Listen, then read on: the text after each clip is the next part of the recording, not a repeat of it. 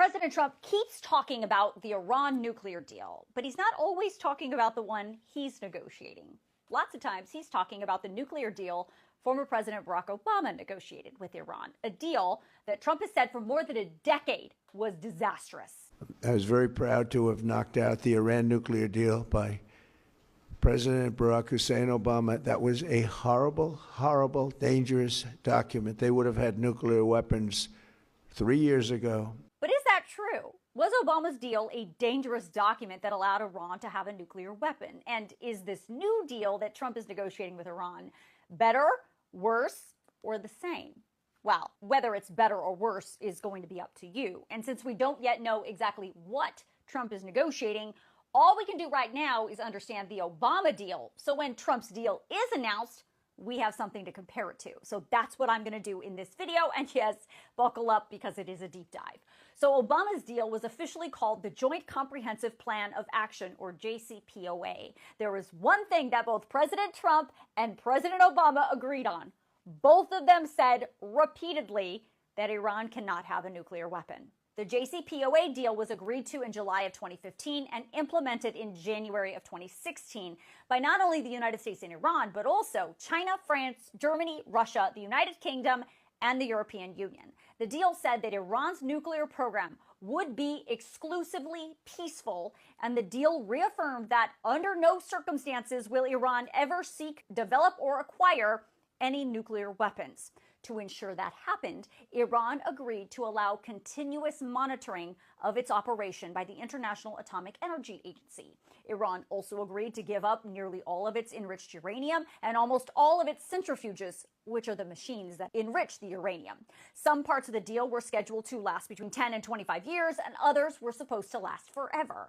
In exchange for that, Iran received sanction relief from the United States and our European allies. And according to this report from the International Atomic Energy Agency dated November 23, 2017, so almost 2 years after this deal was implemented, Iran was in full compliance with the JCPOA. The IAEA said Iran was not enriching uranium outside of the range agreed to for the peaceful purposes. The report said no enriched uranium has been accumulated through enrichment R&D activities, and it said Iran had submitted to all IAEA inspections. Then there's the money. You've probably heard President Trump say something like this. They put it into a plane, a Boeing 757 packed with cash, and they flew it to Iran, and they let these guys just, I don't know what the hell they did with it, but they took it and then gave them billions and billions of dollars and bribed them basically to be friends. The facts are much different than what Trump is implying here. It is true that money did exchange hands between the United States and Iran,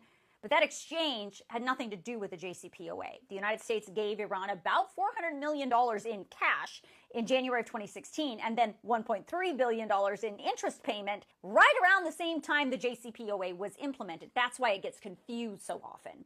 But the payment, according to the Obama administration, was announced months earlier and was the result of an unrelated settlement reached between the U.S. and Iran after a decades-old failed weapons deal. And in case you didn't know, in the 1960s and early 1970s, Iran legally purchased a lot of weapons and military equipment from the United States. But after the Islamic Revolution in 1979, the U.S. cut off those purchases, even though Iran had already paid. The deal at the time called for the establishment of a tribunal to untangle all the money issues between the U.S. and Iran, and said those unspent Iranian funds that the United States was in possession of were supposed to be placed in an interest-bearing account. Well, in the 1980s, Iran tried to get its money back, and it took decades to negotiate a deal. And finally, in 2015, they still hadn't received their money, and Iran had had enough, and they asked the tribunal to hold hearings to get the money. And instead of the hearings, the Obama administration settled with Iran for the $400 million in cash, which they say was the principal and payment Iran made in the 1970s for those weapons, plus the $1.3 billion, which is what was accumulated in interest. At the time, Obama said, had they let the tribunal decide, it probably would have cost the U.S. way more money. He also said the settlement had to be made in cash because the sanctions had cut Iran off from the international financial system, so there was no other way to pay Iran. Now, besides Donald Trump, a lot of other people had a lot of problems with the JCPOA, including some Democrats who said it did not go far enough to address Iran's funding of proxy terror groups in the Middle East and did not address Iran's humanitarian violations. Others said the deal was no good because it didn't include restrictions on Iran's ballistic missile program. And separately, a lot of people had a lot of problems with that cash being part of that separate weapons settlement with Iran, including several members of Congress who at the time said Obama did not have the power to hand over that money. But when it comes to what the JCPOA was actually about, which was Iran's nuclear program, even the International Atomic Energy Agency said Iran was complying, at least until President Trump took office and pulled the United States out of the JCPOA in May of 2018. Trump pulled the U.S. out, but never negotiated another deal with Iran during his first term. And without a deal, Iran basically restarted its nuclear program. Since 2018, Iran has repeatedly said their nuclear program remained peaceful. But in July 2019, the International Atomic Energy Agency verified that Iran's nuclear activities were exceeding JCPOA limits, and then things deteriorated from there. And after that strike on Iran's nuclear facilities last summer by the Trump administration, you remember that, when they obliterated the nuclear sites? Iran adopted a new law that suspended all cooperation with the International Atomic Energy Agency. For the record, the Strait of Hormuz was never part of Obama's nuclear deal with Iran because the strait was never an issue. While Iran has long thought the strait was its property, the reality is the Strait of Hormuz has been operating as an international waterway with no toll for years. Iran had no say over which ships entered or exited the strait, at least until President Trump launched the war with Iran in late February of this year. And now, well, now you know what the situation is. So now that you know the basics of Obama's nuclear deal, and if and when President Trump announces his deal with Iran, we can have something to compare to. So I hope this was helpful. If you want to read all about the JCPOA and the IAEA reports on Iran's nuclear compliance and lack of compliance. A nuclear deal with Iran just got real. President Trump posted on Truth Social moments ago, and the world stopped scrolling. He says a deal between the United States and the Islamic Republic of Iran has been largely negotiated. But here's what makes this even bigger. Trump didn't just call Iran. He got on the phone with the leaders of Saudi Arabia, UAE, Qatar, Turkey, and Jordan all at once. This was a massive regional move. And now here's what Trump demanded for any deal to happen. 1, the Strait of Hormuz, one of the world's most critical oil passages, must be reopened. 2, Iran must surrender its enriched uranium. No nuclear weapons, no exceptions, period. And Trump didn't stop there. He personally called Israeli Prime Minister Benjamin Netanyahu and said that call went very well, too. The final details are being worked out right now, and an official announcement is coming shortly. If this deal goes through, it could completely reshape the Middle East. Open oil lanes, no Iranian nukes, and a shot at regional peace. But it could still fall apart in the final hours. Either way, history is being written right now. Follow for every update as this story breaks. In Trump's latest episode of Let's Get Tough with Iran, he's now saying he's going to take the nuclear dust and bring it back here or to another country to be destroyed.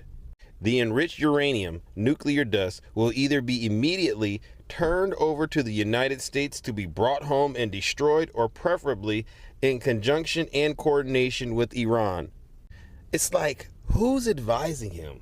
What exactly would be the process to get the enriched uranium that he claims they have into the United States or to another country? It makes absolutely no sense. And you're probably wondering, why is Donald Trump talking about this today on Memorial Day? Well, it's simple. Donald Trump is getting his butt kicked by Iran.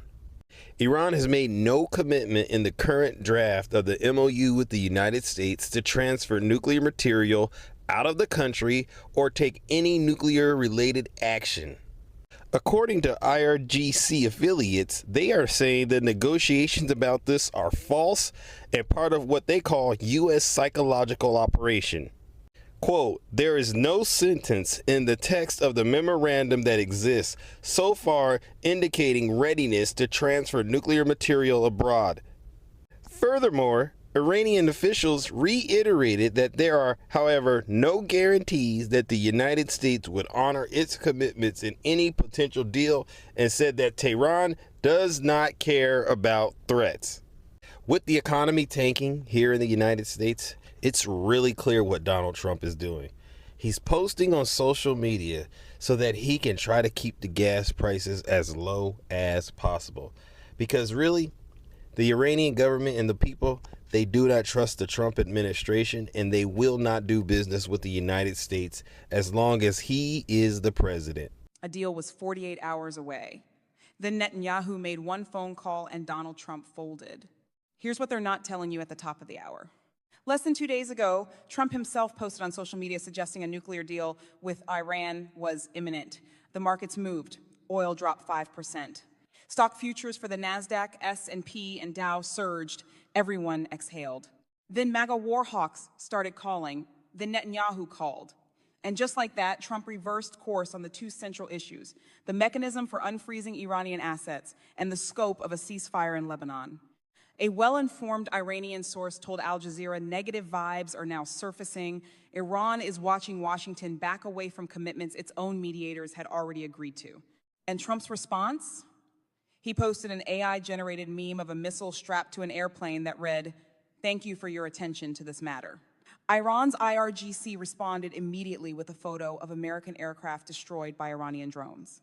A sitting U.S. president posted a meme.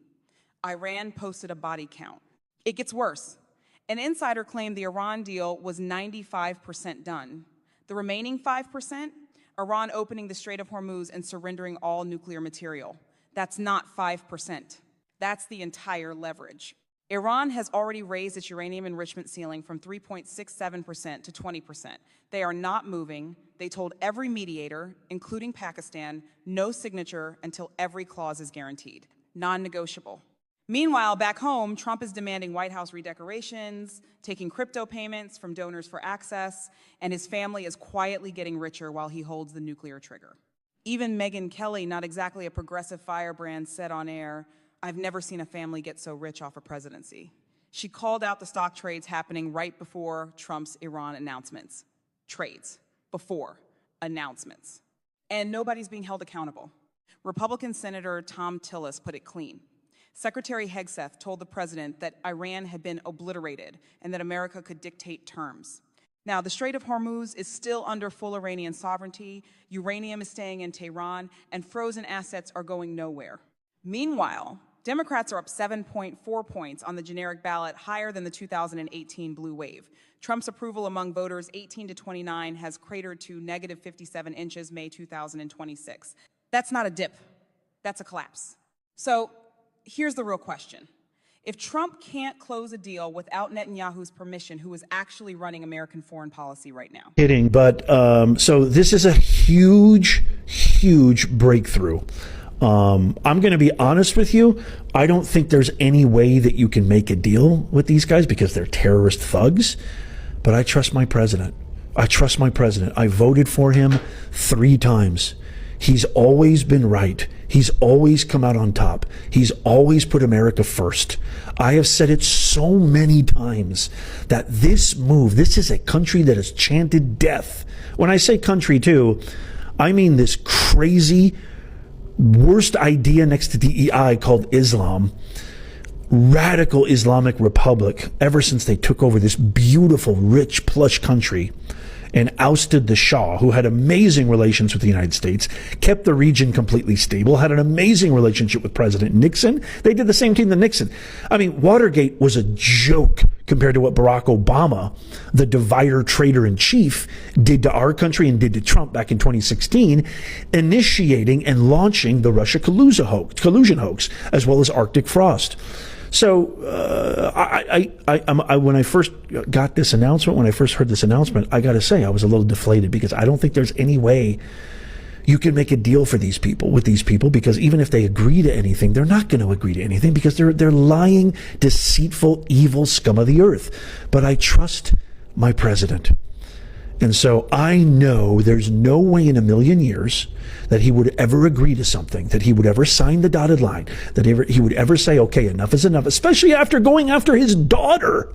There's no way in a billion years you could ever convince me that he would sign the dotted line without making sure that every checkbox that put America on top was absolutely marked. So, huge news. I'm assuming that will be the end of it today, but stay tuned, subscribe, follow, it's free. Tap that thumbs up if you love America. Share this with everybody, because I will keep you posted if there is another huge announcement. But again, President Trump, just to be very, very clear, announcing that there has been a peace deal made that is subject to, in his words, an agreement has been largely negotiated, subject to finalization between the United States of America, the Islamic Republic of Iran, and various other countries.